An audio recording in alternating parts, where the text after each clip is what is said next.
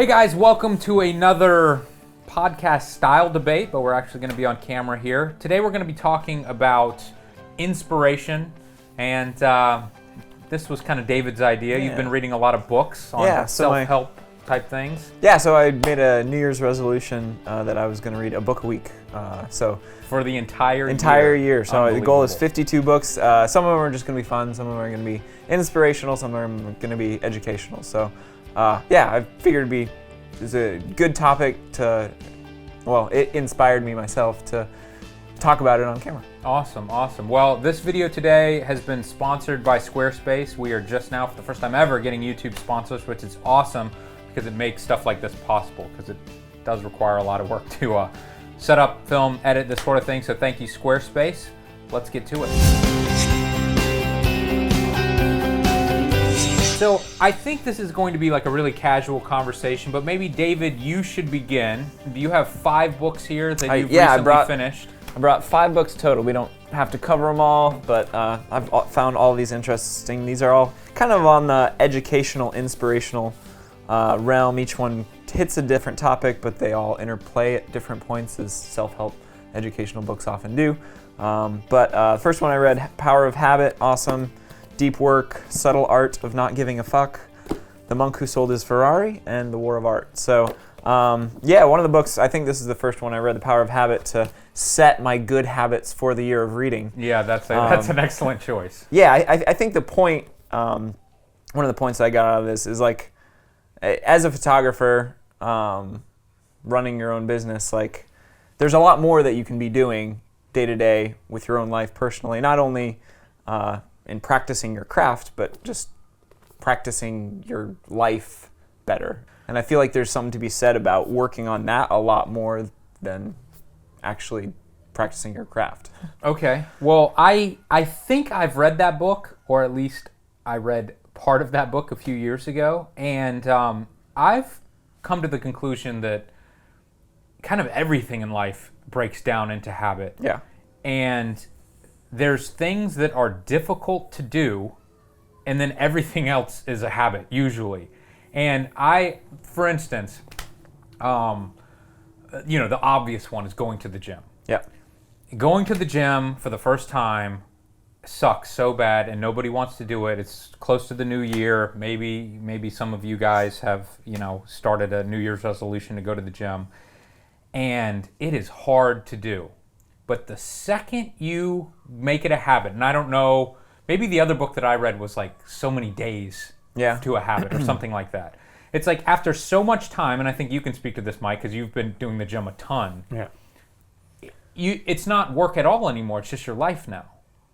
Did this happen to you going to the gym? I will say it definitely got much easier. And, as I got more used to it was like less of a big deal. I remember the first week that I went to the gym, like my body hurt everywhere. And I was like, I can't do this one more day. Yeah. And now it just doesn't feel like anything, even though you're gradually increasing. Well, it's like you remove the idea from your mind that it's even an option anymore. Yeah. And so it's just, this is what I do every day at this time. Brushing your teeth. Brushing your teeth. Or I was thinking about this the other day. What if humans didn't have to go to the bathroom, and like you never went to the bathroom your entire life, and then David's looking at me like, where are you going with this, Lee? But then you got sick, and like 15 times a day you had to go into the bathroom. You go to the bathroom pee. 15 times a day? Maybe, I don't know. I drink a lot of water. But how insane would that be if none of your friends had to go to the bathroom ever? Like you constantly had to get up and leave. I'm thinking I might have to pause this video right now and get up and leave. Like it's going to be annoying, but it's just normal to me because we do it every day of our lives over and over and over and over again. But the second, like, it's an ailment. Yeah. And now this is like this new thing that you have to deal with. It would be the most horrible thing in the world. It's super annoying. Sure. But it's so normal to all of us. Yeah, and I feel like the trick into... one of the things this book highlights is the trick into getting into it is morphing existing habits subtly to change them. That's the easiest way, rather than cold turkey anything. Mm-hmm. And I think this has tons of relevant examples of people who trying to quit smoking. Instead of smoking, they chew gum or nicotine patches or something else. So replacing any small habit or aspect of a habit with something else is an easier way to transition from something bad to good. So if instead of watching TV, you decide to just do a push-up or two Yes. before you watch TV, or that you just, you know, get in the habit of changing your route from work home to drive by the gym, then it's like it's easy to get out and go to the gym. Well, let's talk about how this is relevant to somebody in the photo video world or just somebody who owns their own business, because That's interesting because I have always sort of prided myself on my life not being a life of habit. but I would say it is, and I want to get into this Okay. with you. But go ahead, finish your thought. No, I just feel like I count my blessings very often that I never work in the same place twice, so it's very rare. Yep. I work with different clients all the time. Yep. I mean, they're some same clients, but different places, different locations. Yep. I'm always traveling to new cities and finding money from different sources. So there's never a dull moment, as in every day is something different. It's like I'm in the habit of going to an office and working for 9 hours or 8 hours and then going home. It's always a different sort of adventure. And I don't know what I would do if I had to do the same thing over and over and over. But there's obviously habits that I have picked up throughout every day, even though I'm in a different city or a different, job site or dealing with a different client that help me get through. So I guess you could break it down into like miniature habits that I have rather than... Yeah, so I would say you and I are very similar in this sense that, like, we own our own businesses.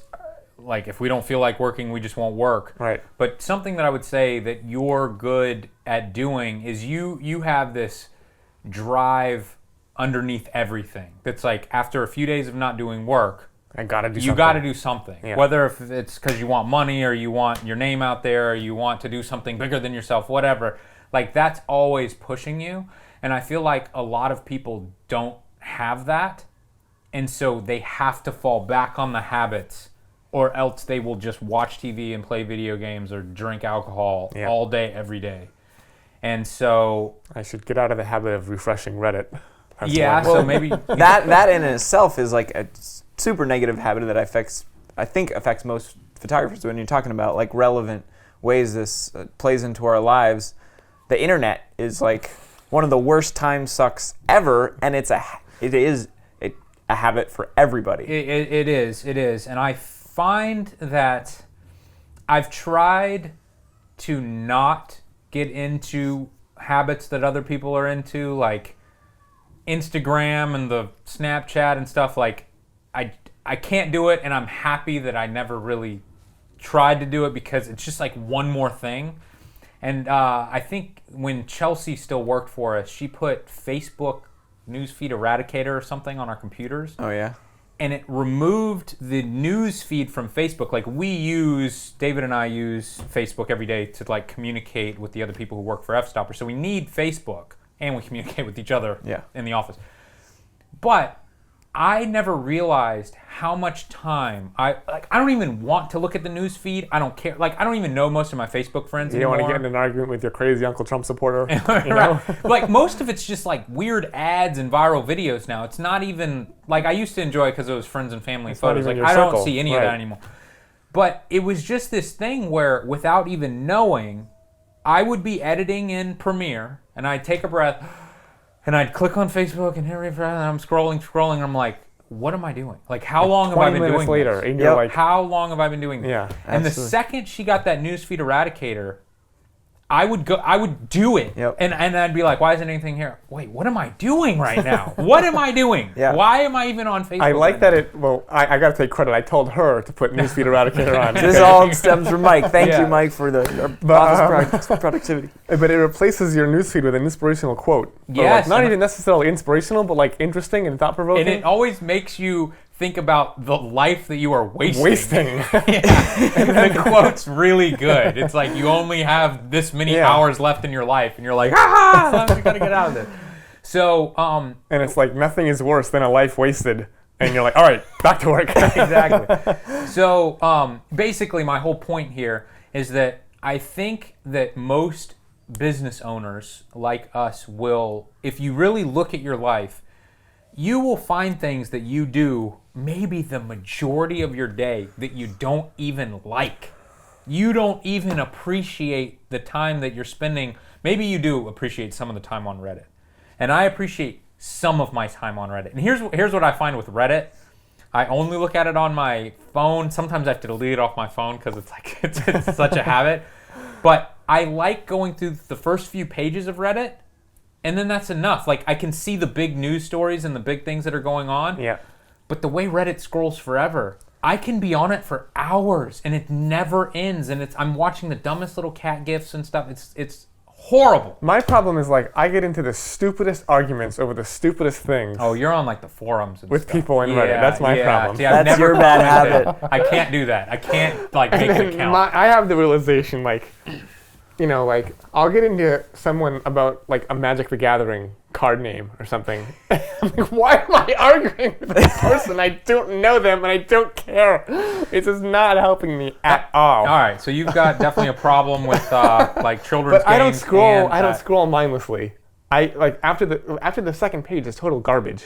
But you know what I mean? I bet it's wasting hours of your day still. Not like hours. It's literally just I snap out of it eventually. And I'm Okay. like, what am I doing? Why do I even care? Yeah. Same thing happens on Facebook. Yeah, Before but does the it happen newsfeed- daily? Like if it No, happens, okay. it's like every now and then. but- Facebook used to happen daily to me. I'd But be like, what am I Facebook- doing? I Yeah, think you for get most in- people it happens like hourly, like Maybe at normal hourly. jobs. I see people, generally smart, thought-provoking, interesting people get into these War and Peace length arguments I know. whatever policy is the hot topic of the day, and I'm like, what are you doing? But then, the thing with Facebook is like it's all out in public, and then other people get involved, and Yeah, I it turns know. into this tornado of like. I know, it's Yeah. pretty entertaining. It is. Well, that's the thing. So this actually feeds in great to this book, Deep Work, because it's like commenting on how our world right now, like internet, every website that you visit is designed to keep your attention. Like there is a fundamental like page view length, like they're making money off of you. Yep. And this book highlights how little work you can get done if you live in a way that you are accessing Facebook all the time, or Reddit all the time and stuff. And kind of highlights if you want to truly succeed in our distracted generation, you're going to have to choose to cut out Facebook, have long hour periods where you form habits, I guess, in cutting out everything. Because like without doing that, your mind gets distracted and you get in those 15-minute loops, Yeah. 10-minute loops of like you're looking at this, you're looking at that, and then you don't get your work done. So this is kind of where I wanted to lead in with you and getting to work. I have started reading this book because David recommended it to me. I'm not that far in yet, but it's a very interesting concept, and the basic concept that if I could kind of compartmentalize it is that you're really not going to be able to create meaningful things unless you can reach a level of deep work. Now, that's debatable depending on what you do or whatever, but I would argue that a lot of photographers, especially, don't reach levels of deep work for very long. Yeah. But I would think that you do, Mike. Like when I watch you work, like you are in the zone on location, and like you have a vision for this shot, and you're keeping an eye on the clock and the sun and your camera settings and the cam ranger and everything. And then when you get back to the computer, I would imagine, maybe you've got like a retoucher now who does most of it, but when you have all these photos to edit, do you get in the zone where you're like working at a much faster pace than you could normally if you just had one photo to edit? I was reading, that's a great point. I'm trying to remember what I was reading.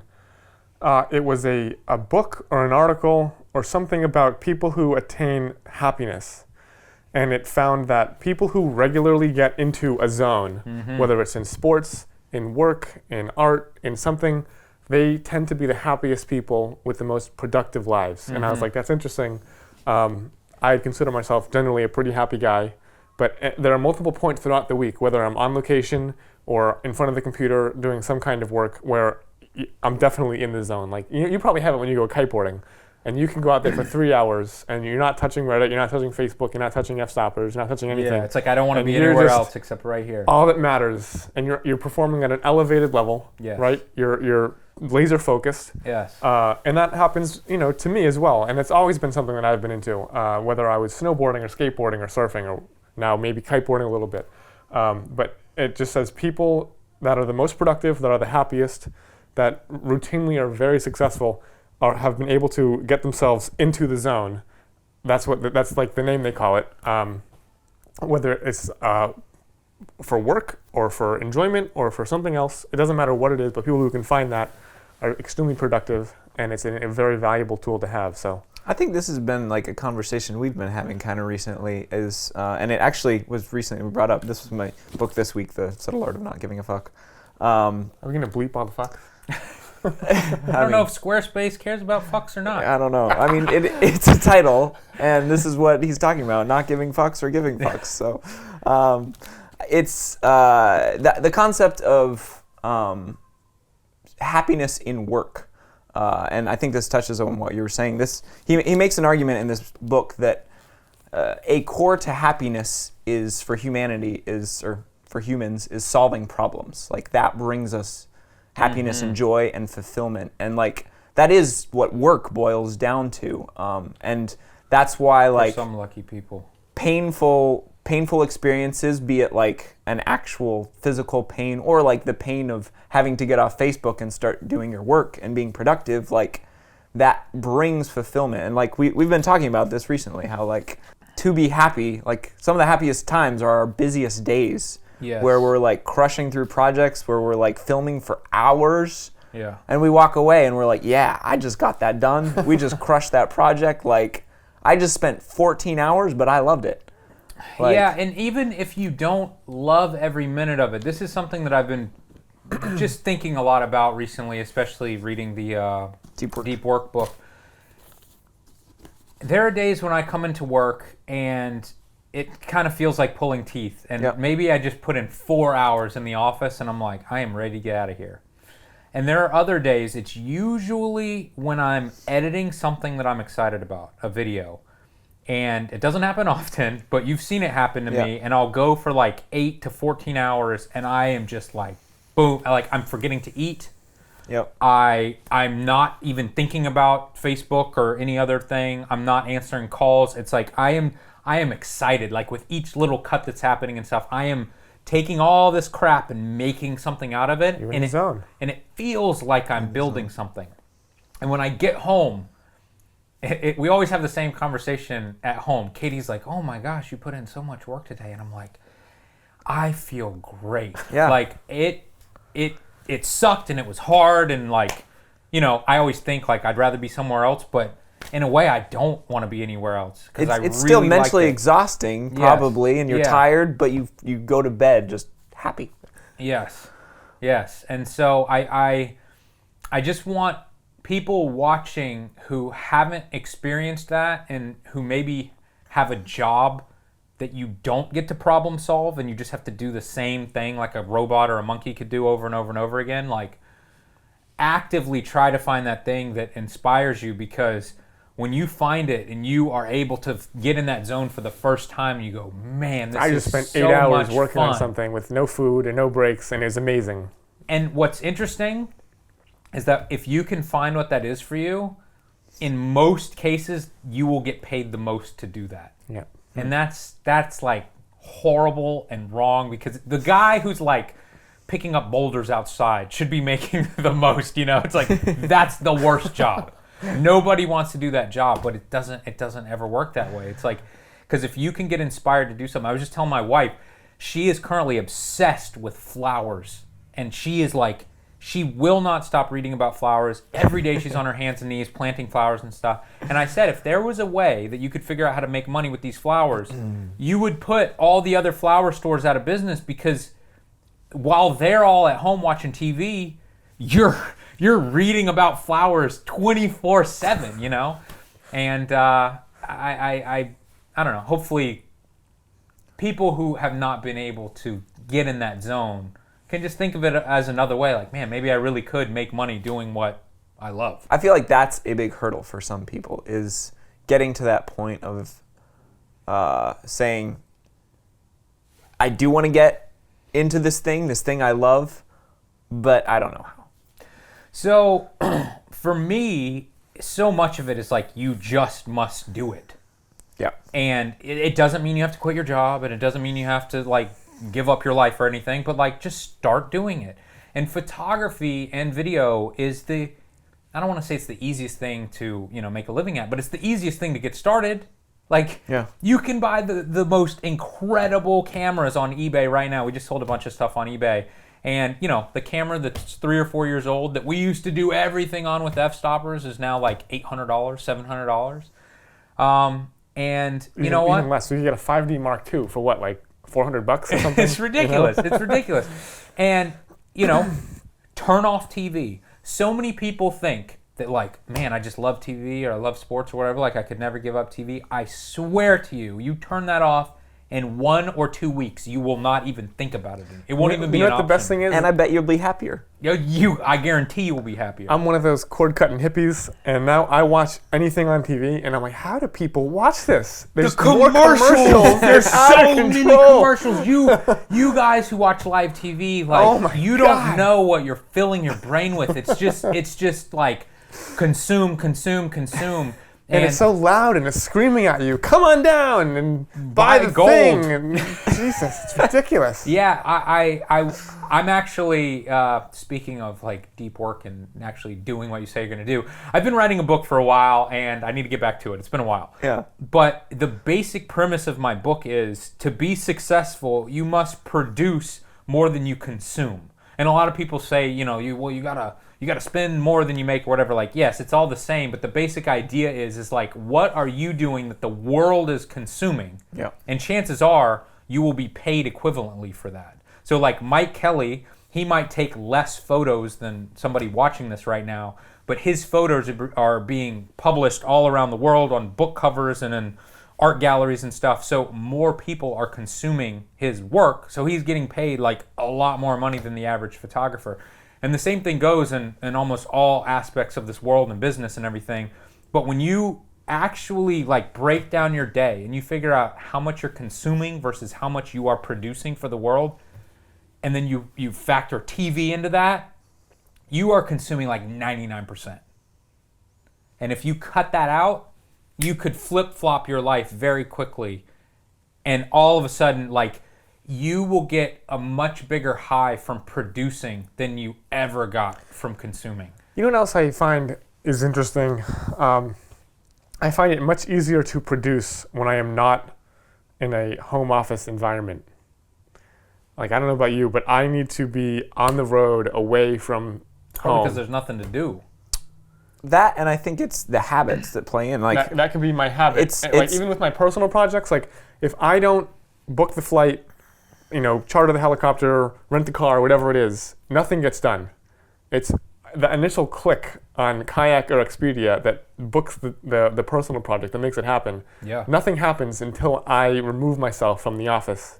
Well, that's a good start to point. do it. And there that- could just be a start point. Right. Once you click that first flight, Right. well, now it's on. I just spent $1,000. I So have like to do I this. have to finish. And that's the easiest part is like booking the flight. You know what I mean? Right. And I think a lot of people, it's like you're trying to lose weight.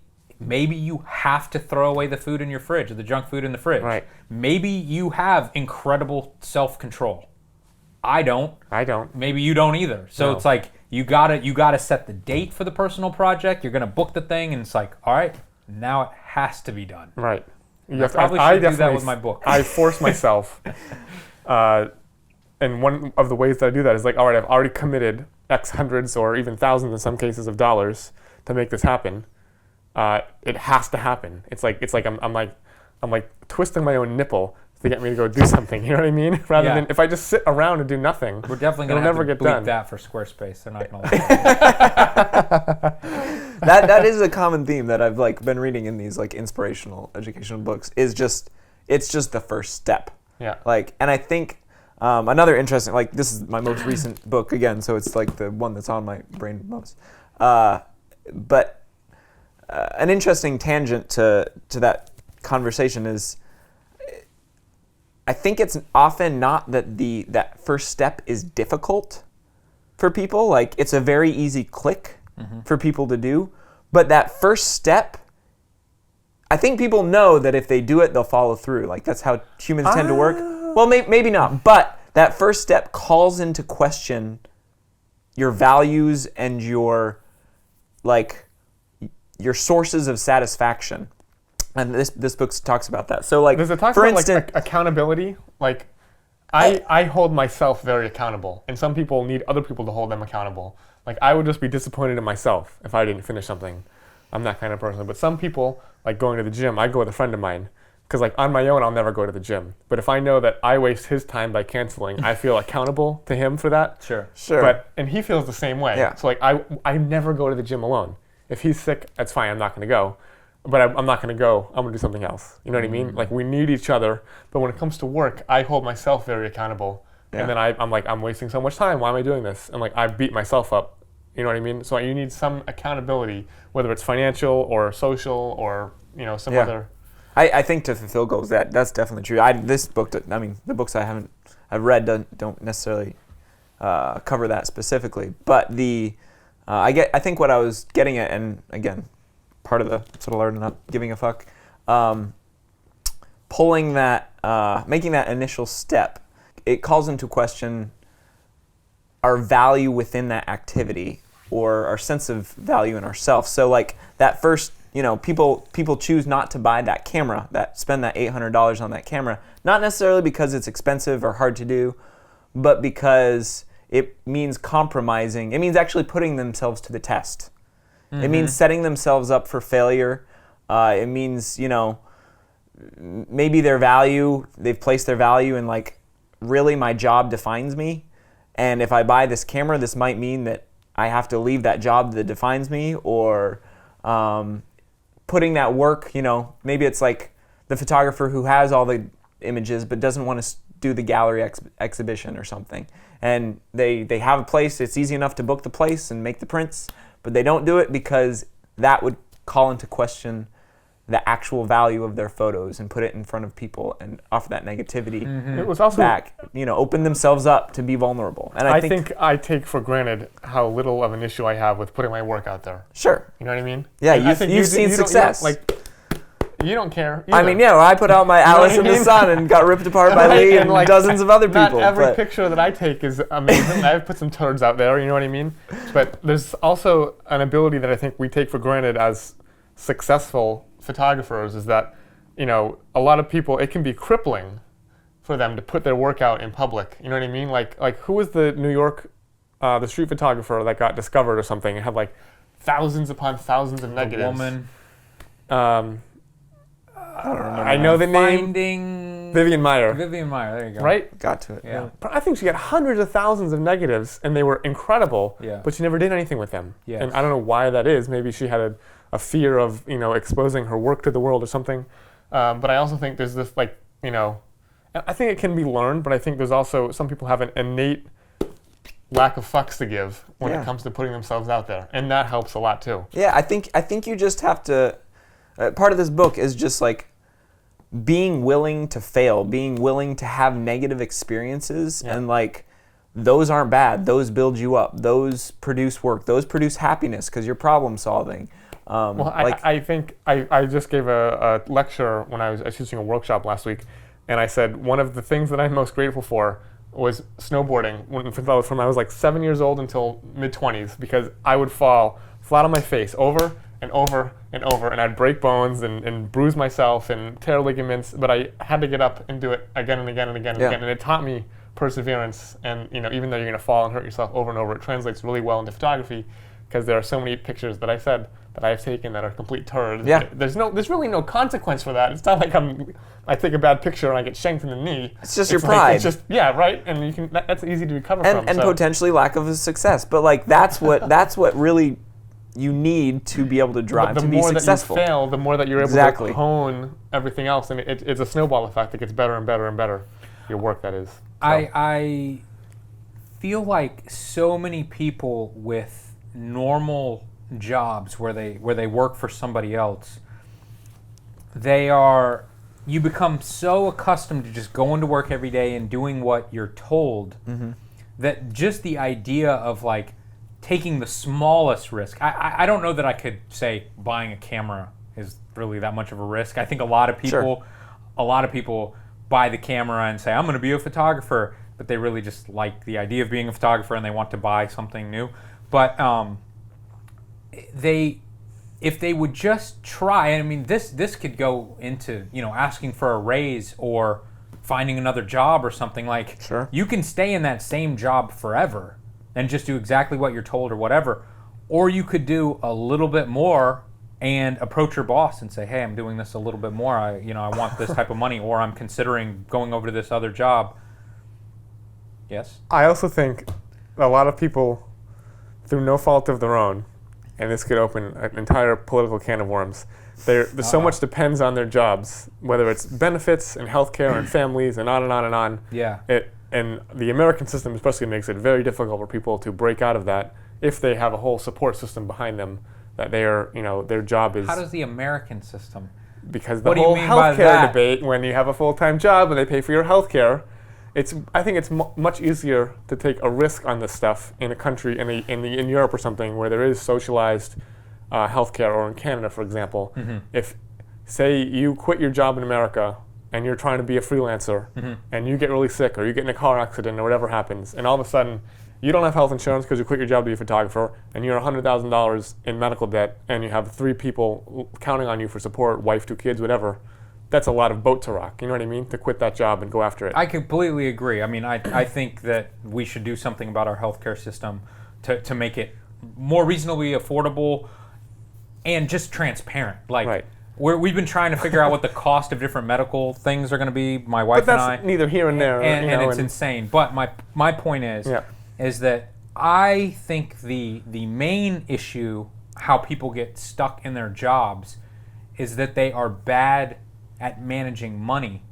And if you spend what you make, or potentially more than what you make, of course you're trapped.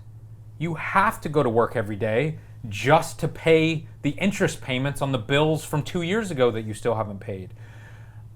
When I look at like the most successful people in my life, or the people who are just the most conservative with their money, they may not make the most money at all. I have this one guy from college, and he always had money. And I was always like, how the heck do you have money? Like, he wouldn't go out to lunch and dinner every time I would go out to lunch and dinner. He would just sit on the money.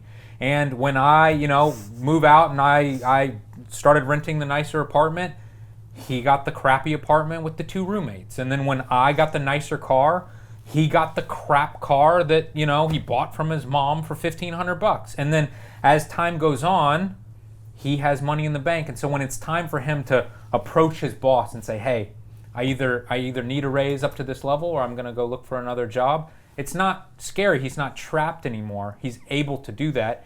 And he's got the free time to say, hey, I only want to work 20 hours a week from now on, and I'm going to start my own side business the other 20 hours a week. He doesn't have the debt behind him, the wall of... Exactly. So years ago, when we were in Dubai, Patrick and I filmed a video on like how to be successful in photography with a bunch of famous photographers, and Zach Arias spoke about this. He was like, if you actually want to do this, why are you spending your money on these things that like make you feel better for a second? Why are you here? Well, he was talking specifically about people who were at home who weren't able to go to the workshop. But like, why are you going to buy a new car? If you want to be a photographer, then you don't need a car payment. Like, you need to be bare bones so that you can move maybe where the next job is, or travel where the next job is, or be able to... Look at my car. I'm still driving that old beater. You know exactly. what I mean? That's embarrassing. You need to fix that. But I just think... I don't like it when people blame like the system or whatever. I feel like America has the most opportunity of any country in the world, and we are all examples of like, put our head down, do what we want to do. We became successful on our own. And so I just feel like if you want to do it, you can. I don't want to tell people like, you could, but the health system costs too much, so like, don't try, You just got to do it. You just got to do it. You Right, have Mike? to take that first step. To some degree. I also feel like there's a lot of luck that we could not account for. Mike, like your Bernie Sanders liberal craziness. No, of course, there's always luck, but you make your own luck as well. You know what I mean? make your own luck, and like, there's been so many opportunities that I have been given that other photographers that I know have been given the exact same And opportunity. they let it falter. For whatever reason. They said, Yeah. I'm not interested in that, or like, oh, I don't have the time to do that, or whatever. Like, you know, I may have stopped shooting local jobs that were you know, booked far in advance in the hopes that a larger paying job might come around. And you could say, you know, that was a risk for sure. Maybe I got lucky and the bigger paying job did come around. Maybe I got very unlucky and like I should have stuck with the tried and true job, you know? But I just feel like if you don't try and if you have the attitude that like, well, it just comes down to luck, a lot of people are going to sit at home watching TV and just go like... I think it does come down to like what you make your own luck by making yourself available for these opportunities. And I think it goes beyond just the work itself. It's setting yourself up for success with interpersonal skills. It's yeah. but by doing other By thing interpersonal one of the skills, things, by reading I and mean, learning it's and- like this has motivated me. Just this habit I've tried to enforce every week has motivated me to start thinking about so many different aspects of my life. Like, Well, and I read a lot of books that are, you know, focused on improving one's personality and making you more of a pleasure to be around. Like need to most get your obvious money example. Very funny. Dave, what's his name? Is it Dave Carnegie? Carnegie, the How to Win Friends book. That's like the Yeah. most obvious. That's the best Sure. book. Everybody needs to, if you haven't read How to Yes. Win Friends and Influence People, that's like number one. You got to start there. Right, and that's one way that you can create more luck by becoming more of a. I know that I'm still a terrible person according to you, but Of course not. Well, one interesting thing about the Habits book is that so many studies have found that once you do one thing successfully, so much that there are unrelated parts of your life that you automatically start to change as well. Yes. So like if you're able to take that first step and go to the gym, or you know, do that photography challenge and like go out and shoot 10 people in 10 days or whatever. I know people. So many other parts of your life then start changing. You start eating better. You start whatever, because it creates a stimulus and a habit in your brain of self-improvement, of making changes, Production. of production. Yeah. And so you seek these other things. So much of this, I feel like, of this personal push that you need, it just comes down to one little decision. I want people to understand this as well, because when I look back at like, you know, my time in college, and I said I want to be a photographer, to my time moving to Charleston and assisting people and then becoming a wedding photographer and then starting F-Stoppers, it's this wacky path, but like it all makes sense to me, you know, it's just one step in front of the other. But a lot of, you know, if you look at somebody else, if you looked at me or Patrick and you looked at F-Stoppers, you would just immediately think like, oh, that's a massive photography website. Like I could never start that. Like that's just too big. I wouldn't know where to remember begin. when you were a podunk little website Exactly. doing one post a day. Right. Yeah. So to kind of jump on David's point here, one step led to the next, and you know, F-Stoppers started as just like this little passion project that we were doing on the side, and because it became slightly popular, more people started flocking to F-Stoppers and us. And then when it came time, like I remember we were having major issues with our like website getting hacked or getting viruses or something all the time. And one of the guys who read F-Stoppers, name is Nassim. He now owns, I think, photographylife.com, this incredible website. He was like, I just want to like help you rebuild your whole website for free. Just because he was a fan of the website. It was like, you know, like if we had asked somebody like him to come on board now, it'd probably be like 50 or 100 grand or something. It'd be ridiculous to hire somebody like that. And the same thing goes for everybody else that we worked with, including you, Mike. Like, you were just getting started around the time we were just getting started, and like you started writing for us, and then because we loved your work, we asked you to do a tutorial, and then all of a sudden, like, our powers combine, and we create a tutorial together that helps us both. Like, F-Stoppers gets bigger than ever, and you get bigger than ever, and it's just one thing is leading to the next, and you could never draw a straight line and say, if I do this, then I'll be successful. I just watched part of the Monty Isom tutorial, and I don't know if he was some of his photographer was like Greg Heisler or something, and Monty asked him, he's like, how can I ever get on your level? And Albert Watson. Watson, and he's like, all right, Monty, boy, come with me. And he like takes him up into the attic or whatever, and he opens a box of like his first ever negatives, and they're like all terrible. And he's like, this was me 10 years ago. How old are you now, Monty? He's like, I'm 22 or something. And Albert Watson was like, yeah, I was 30 when I took all of these. You have no idea what you can accomplish in the next 10 years or something. And so it seems like every photographer at some point felt like this is this insurmountable mountain. You know what I mean? But there's always a way, and things tend to snowball, and the more people you meet, the easier it becomes, and the more you do, the easier it becomes. And it's like the more money you make, it just becomes easier. For some reason, I feel like the hardest stretch of my business was just almost just putting everything in motion. You know what I mean? Exactly. Once it's rolling, it's rolling, and you can. I mean, at this point, you could tweet out almost anywhere you're traveling and be like, "Hey, can I stay at somebody's house?" And there's gonna be a photographer somewhere and be like, "Yes, please come." like that. I don't know that you'd want to do that, but imagine. For people who are out there struggling maybe financially, and you're like, I got the roommate, and like I got to pay the bills and whatever. Like, imagine the power of just having so many people know you that like, oh yeah, I could just kind of travel wherever I was. You guys do it like you're in like Singapore, and you throw a post on Facebook, hey, meet up tonight at whatever bar, and 30 people come out. You know what I mean? I have to say, I don't know how much of that was F-Stoppers and how much of that was Alaya, but a lot of that is the power that Alaya has as well.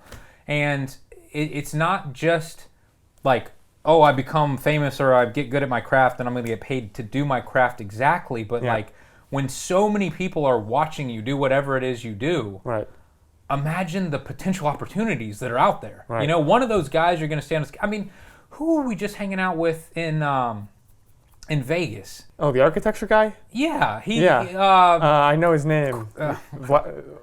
Frazier in Las Vegas. I mean, he was a fan of yours, so he knew who we were because he had seen our tutorials and stuff. And every time we come to Vegas, he's like hooking us up with the penthouses to shoot, and he's taking us to the best restaurants and stuff. And it's just like, without that connection, we would have never got the shot for another tutorial that hasn't come out yet in Vegas. But he's got those connections, and he knows that there's so.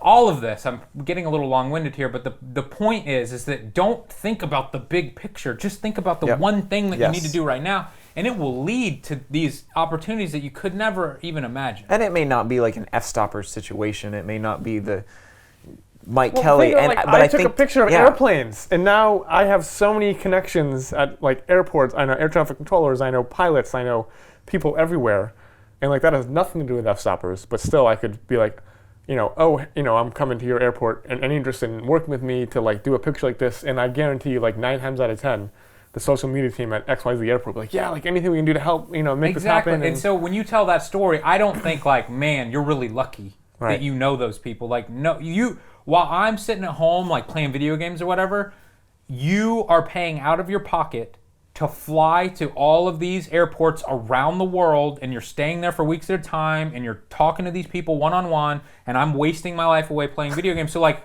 you deserve to know all those people. And there's a reason your name is on that map now. You have worked your ass off for that, and you built it. They don't know who I am, because I haven't taken a picture of an airplane ever.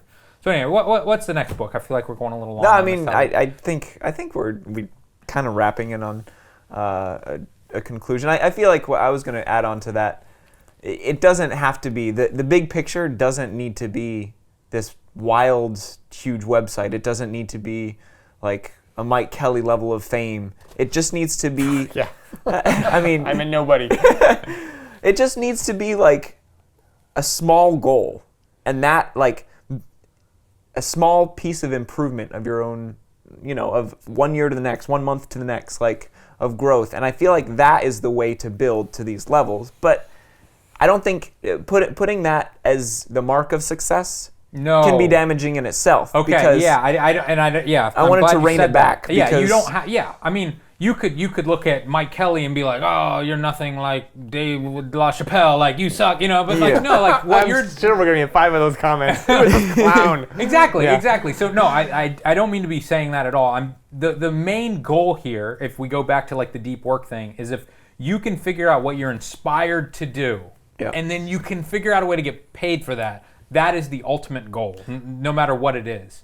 One really interesting story that was in this book was about like the guitarist of Megadeth, and this is I'll make it really short. He was kicked out of the band right before the release date, and he vowed to become better than them. Like, and so he started Megadeth, and he went on to sell like 25 million records. Oh, he was kicked out of the band before Megadeth. Yeah. Okay.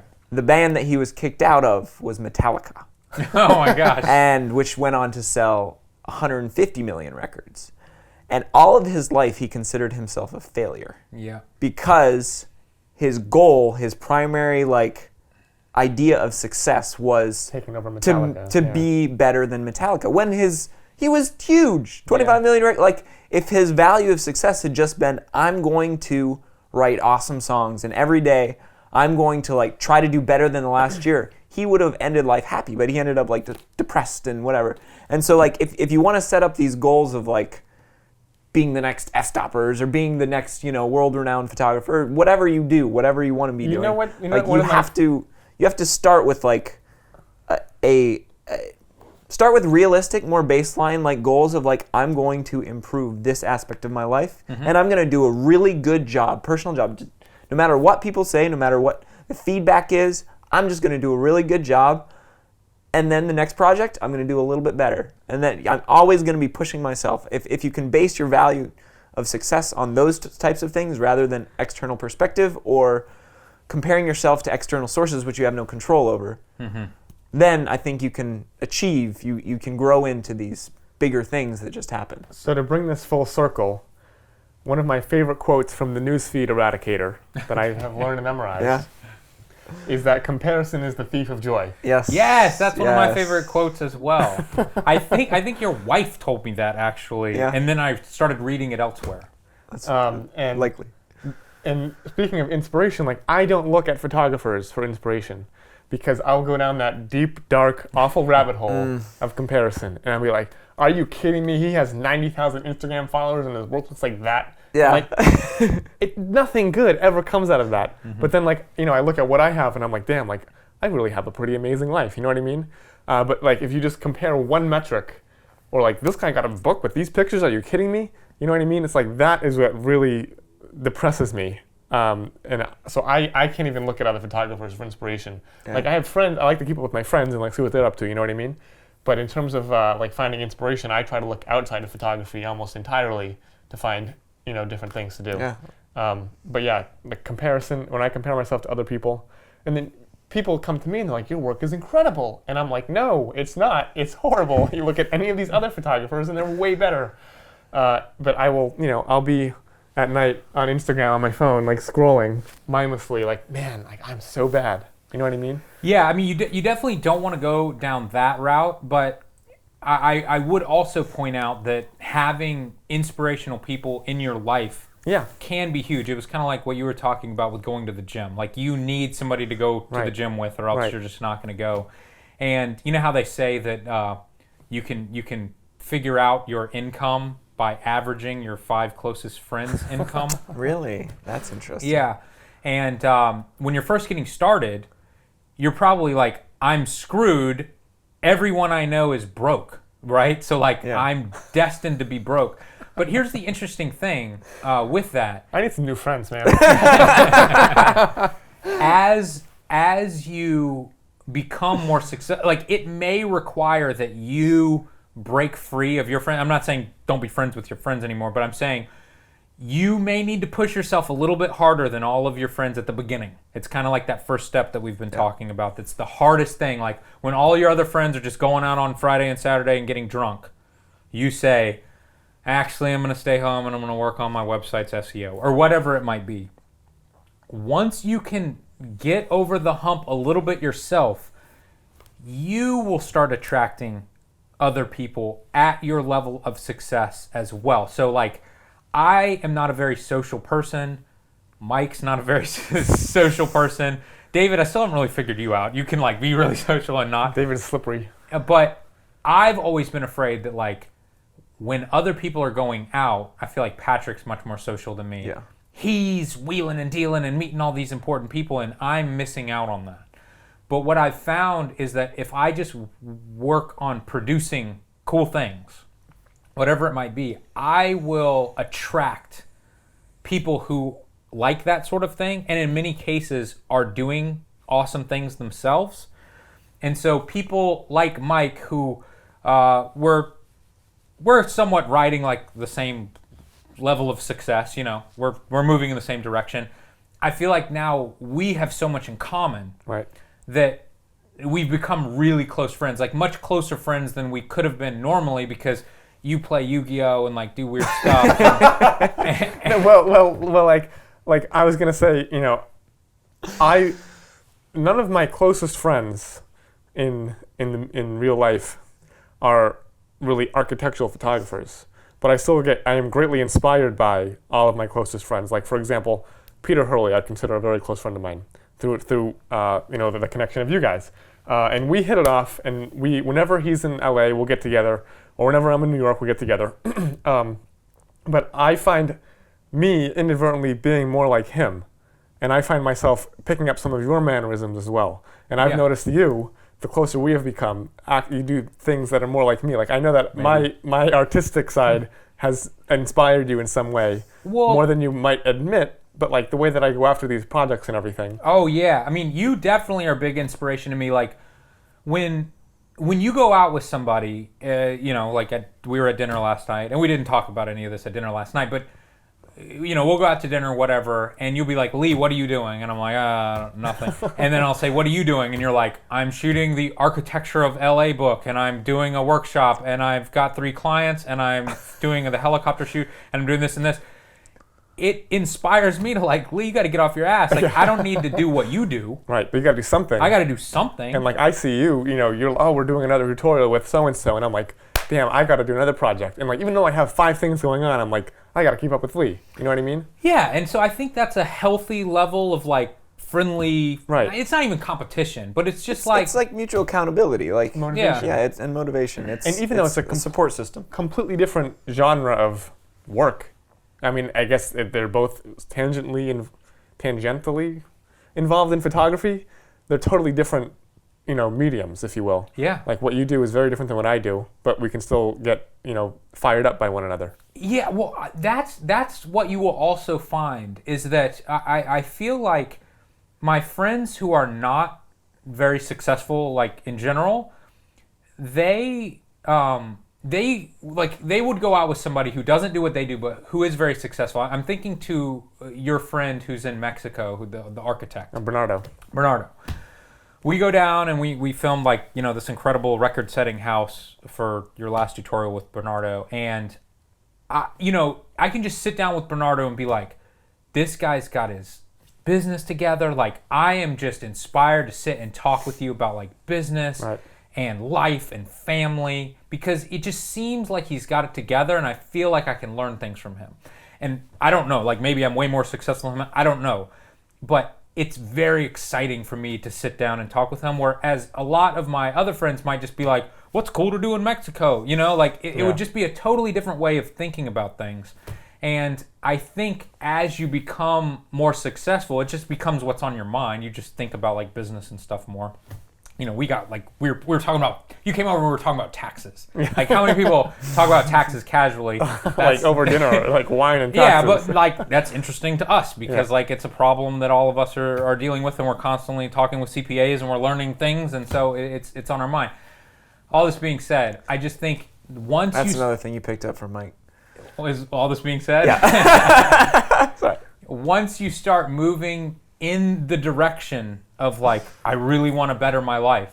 When you meet somebody who has it together a little bit better than you, or maybe they just have an aspect of their life better together than you, that becomes very attractive. And now you want to be friends with that person. And it's that attraction that I was talking about earlier.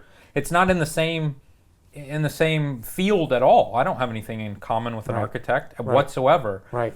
But it's like we spoke the same language of. Yeah. I mean, we were talking about crazy stuff about like putting your kids in private school versus whatever. And I don't even have kids. Yeah. But- But it's fascinating to get a different perspective from someone who is equally or slightly more successful. Yeah. Or either, like what I love about Bernardo in particular is both of our careers, I feel like, are in their, liftoff stages. Like he's going crazy, he's getting all these crazy commissions. I'm going crazy, I'm getting all these crazy commissions, and we can both relate on that level. You know what I mean? And I think that's again tangentially here, something that a lot of photographers, commercial photographers, if you can find clients who are in your same stage of business building, That's you a great can really point. hit it off with them, and That's a you can great have point. them for life. You know what I mean? Yeah. Like I feel like Bernardo, we go shoot all day, and then we're drinking tequila for 3 hours after the shoot. You know what I And mean? you have said, I mean, he's paid you a lot of money. And he and I are like, But you have said that, like, I would love for him to design my house. one right. day. And it's not even just working together. It's like just as a friend, I like his opinion. I like where his work is going. And it feels like at this point, our businesses have sort of grown together. It's like a DNA helix or something. And like we're both somewhat, relying on each other. And it's this great working relationship. And not only is it a business relationship, but we can go, like I said, have, drink tequila after we shoot and have a great time. So it's just, amazing thing when you find people who are on that same level. I love it. David, anything else you want to touch on? I feel like we could talk about these little nuances I know. and improvements for. I mean, we didn't even really touch on these two books at all, which we didn't touch on half of the stuff in these two books. But I think the goal is hopefully just take away something, some sort of inspiration. Go out and do something, guys. Pick a task. It can be as simple as reading a book a week, or I mean, maybe that's not simple the most, but It could be. set up a photo challenge. Even if you're not a photographer, set up a challenge for yourself. Just take one step and see where it leads. Love it.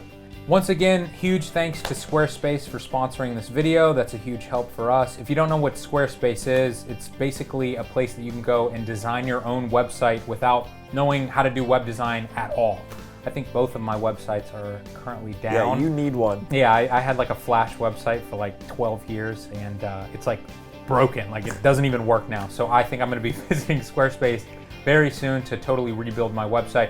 They also have hosting and domains, everything that you could need to build a website. You're going to be able to figure it out if you go there. And if you go to squarespace.com/fstoppers, you can save 10% off your first purchase. Check it out. So thanks for joining, guys. If you're a photographer or a videographer, you can head over to fstoppers.com for daily free content. It's very similar to this. And if you'd like to check out our full-length photography tutorials, including our 3 tutorials with the incredible Mike Kelly, Where Art Meets Architecture, never do that again, visit fstoppers.com/store.